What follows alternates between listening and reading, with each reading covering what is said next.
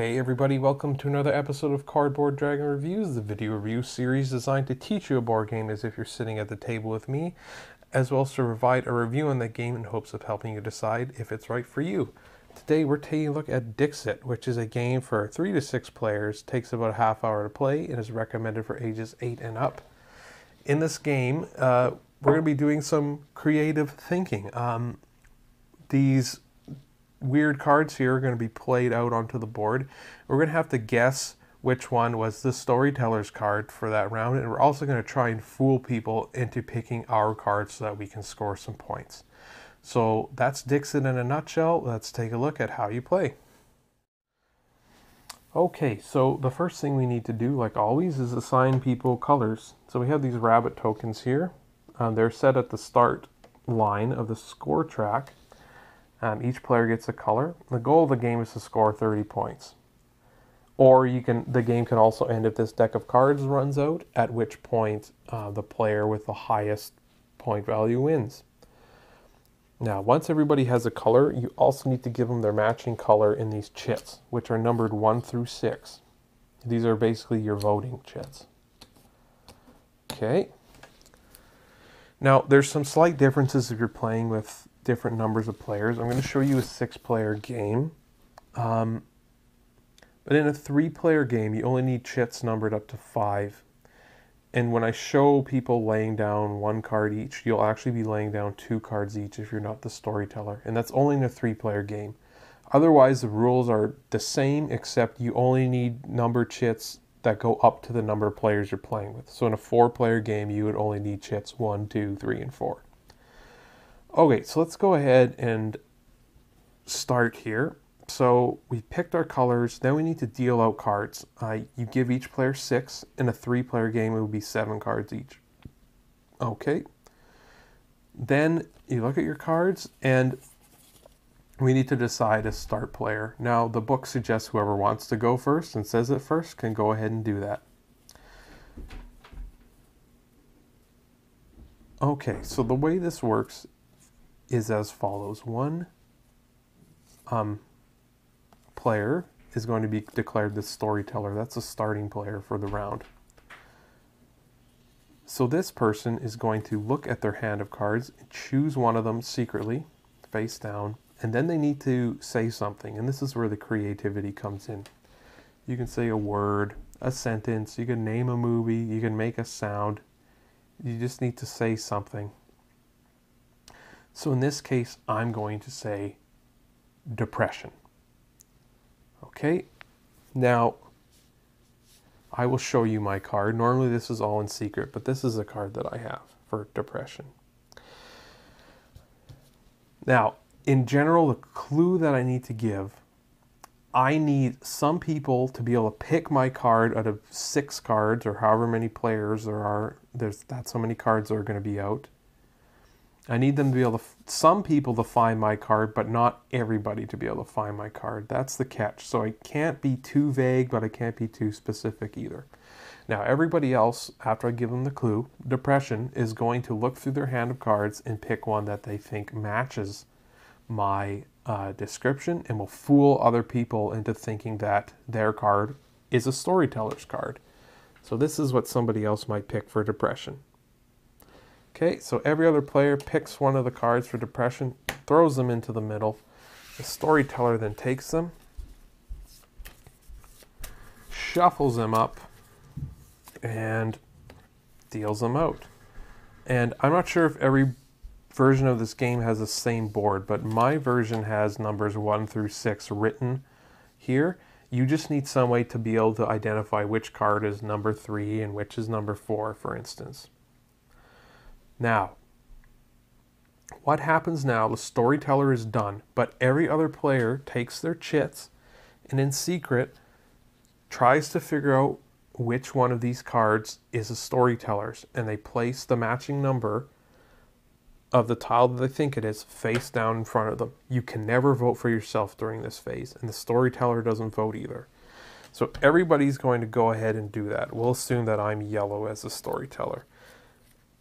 And then we will, once everybody has laid down their face down chit, we then decide, or we then reveal them. Okay, and we put them where the matching number is. So in this case, everybody voted for 6, which was my card. So we put them all with number 6. If somebody had voted number 2, for instance, we put it with the number 2 card. But everybody voted 6. Okay, so let me explain to you how scoring works, which is the hardest part of this game. But in my version of the game, it's written here right on the board too for you. But there's 3 ways that points are distributed. Either everybody finds a storyteller's card, nobody finds a storyteller's card, or there's a mixture. So the first scenario is what we have here. Everybody finds a storyteller's card. In this case, the storyteller gets no points and everybody else gets 2 points. So we would just mark everybody else's bunnies up 2 spots on the score track. Okay, so that's the first way. The second way this can happen, or the second way, sorry, points are distributed, is if nobody guesses the storyteller's card. So let's say we had this situation here. Nobody's guessed my card. That essentially means that my clue is too vague. So in this case, it's the same thing. I get no points as a storyteller. Everybody else gets 2 points. But then,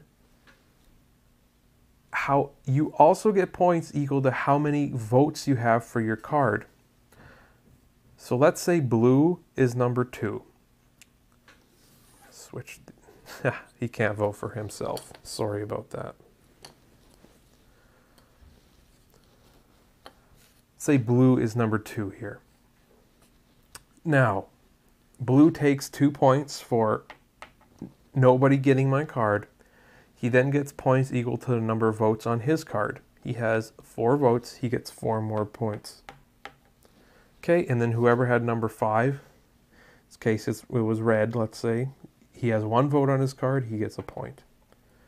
And then everybody else gets the 2 points for nobody finding my card. And then I, as a storyteller, get nothing. Okay, so that's the second way that works, if nobody finds the storyteller's card. Then there is the other way that this can work.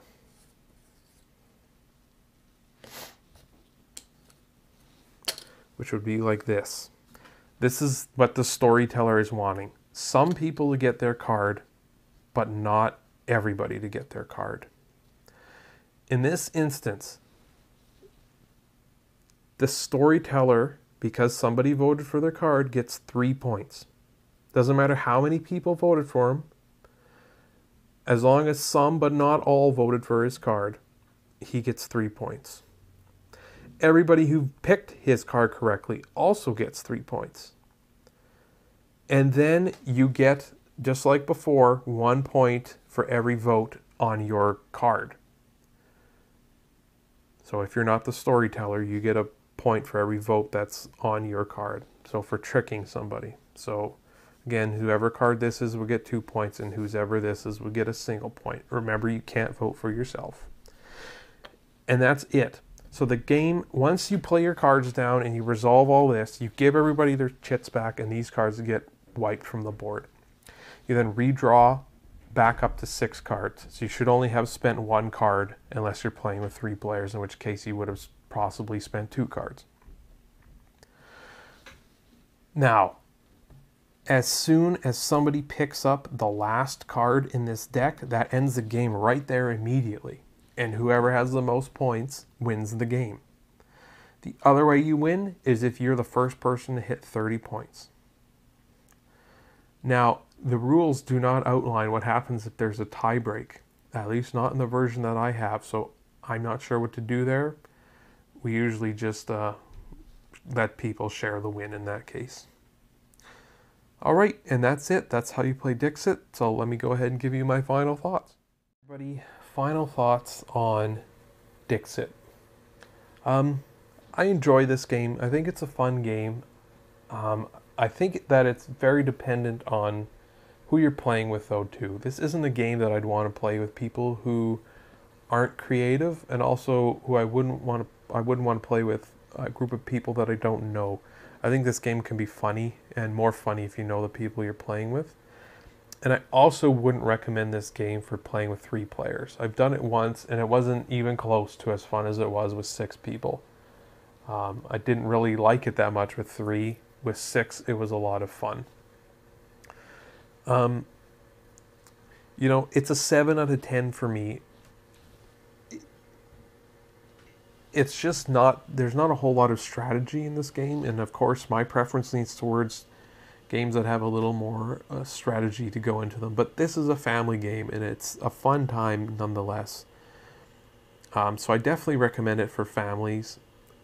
The obvious comparison to this game is Mysterium right now, which still isn't released in English, but hopefully will be this year. You can watch my video review on that as well.